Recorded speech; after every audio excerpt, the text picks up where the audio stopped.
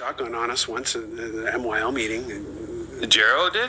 Yeah, I was trying to, yeah. What's NYL? That was before the MSK. whole ICR, AWR link up, right? Yeah. That was like that. There was pre that. Remember that whole thing? Remember there was like this weird thing where like we just like the two crews just like connected. Yeah. And then now we're like one crew. It was like, what the fuck was that? That was. I got some gnarly stories. I know you do, dude. And I don't know if we should get into some of them because it might implicate some people into some bad things. We can't snitch on anybody. And I'm almost like, can I talk freely about shit? What can't we talk freely? That's why we're a little like. No, we can talk about anything. We just can't say names. We can't paint any crimes on anybody. But we don't want to paint such a bad picture. It's not a bad picture. But it wasn't a bad picture, but it was. But listen, it was part of the deal. There was a crime. There was a criminal element. Not as bad as some. We weren't driving around shooting people. But like there was an element. Well, who are you? Depending on who you're talking to. Okay, some people were. I mean, you and I were not. No, but I saw some things. And I know you saw a lot of shit. You saw a lot. There's so many things. Listen. This is perfect. I had a drive-by at my house in Thousand Oaks that made the front page news, and that was ICR meets old crew in 805. And I threw a party, and Casey and everyone else found out about it and drove to 805 with ICR, and I was banging some girl in my mom's closet, and I was too afraid of what was going on in the living room in 805. And then all of a sudden I heard all this ruckus, and then Casey and ICR were beating the fuck out of my old friends. Wait, it was guys from your old crew had beef with ICR. They didn't even know what ICR was. They were 805. This was like the one link with Bless and I. Wait, and our weird little crew. That crew was, what was that? It was called JR23 or some weird shit. I don't even remember what it stood for. And why were they beefing with ICR? They didn't. They just showed up to my house. So all these maniacs showed up to my house that I looked up to, so I couldn't say no to any of these guys. But you're already in the crew at this point, right? Not yet. Oh, this is before. Really? Yeah, cool. It was like right then. It was like right when I had to make a decision. But Casey was already hanging out with them before you got in? Yeah. He knew ICR. He knew. Oh, okay.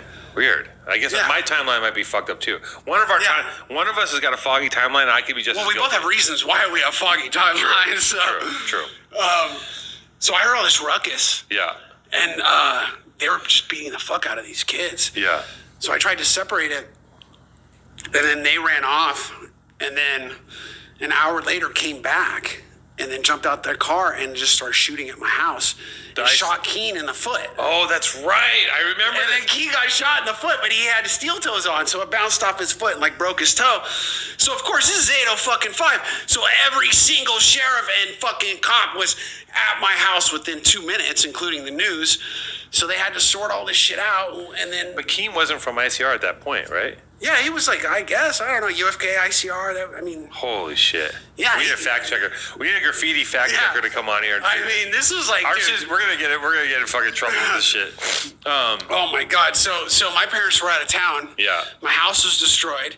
There was a shooting at my house. That's crazy. My old friends now wanted to kill me. Right. Because they thought you set them up, of course. Something like that. It definitely looks that way. And then ICR, someone from ICR got shot in the foot. So my parents come home from vacation. I clean the house. They're like, we're in the fucking suburbs. We're trying not to see this shit.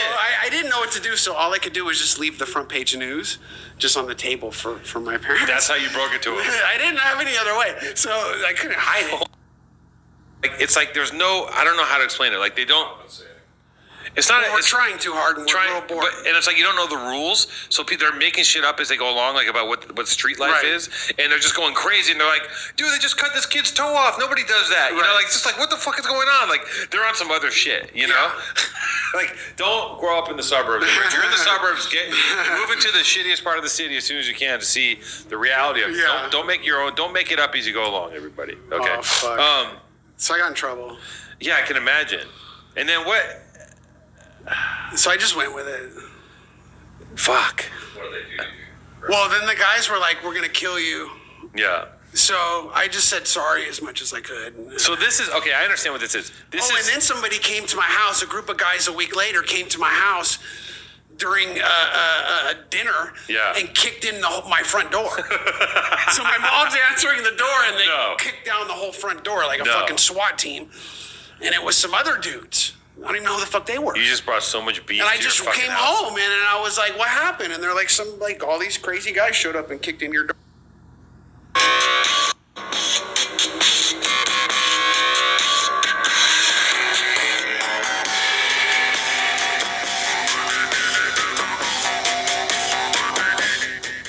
You can tell a lot by a city by just reading the walls.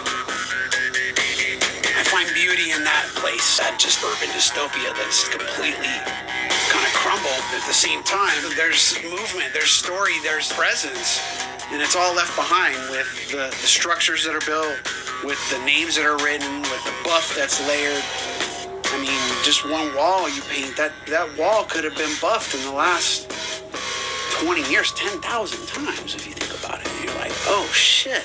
As far as the West Coast is concerned, he's produced like probably, 4 or 5 of the like 10 most monumental pieces of works of graffiti.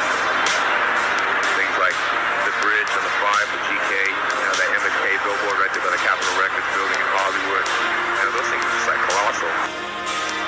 For the 90s, it was the war on drugs, so I mean, everything was really intense and everything was criminalized. Everywhere you went, there was a sense of you're doing something wrong and there's danger. The police approach black men as criminals first.